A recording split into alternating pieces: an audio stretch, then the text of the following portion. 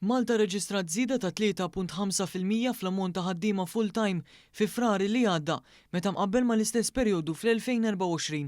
Dan kif il-bidu ta' din is-sena kien hemm 284,249 persuna impjegat. Ir-riżultat joħroġ minn statistika li għadha kemm ġiet ippubblikata mill-Uffiċċju Nazzjonali tal-Istatistika l-NSO. Iċifri uffiċjali jinnutaw ukoll kif il-maġġoranza tal-persuni li jaħdmu full-time fis-settur privat żdiedu bi 3.4% fi żmien sena fejn l-ammont tal-ħaddiema kien ilaħħaq il-240,275 persuna.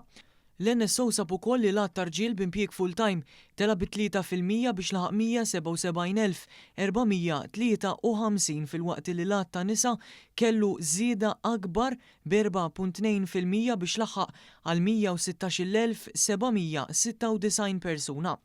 Min barra l-ħaddiema full-time l-NSO rrimarka li kien hemm ukoll żieda ta' 5.9% fl-ammont ta' impjiegi part-time bħala l-impjieg ewlieni għal ftit anqas minn 35,000 persuna. Differenti minn diversi pajjiżi oħrajn, il-qagħda tal-impjiegi f'Malta qed tkompli tissaħħaħ waqt li r-reġistru tal-qatt jibqa' fl-inqas livelli storiċi li qatt ġew irreġistrati mindu bdiet tinżamm tal-istatistika.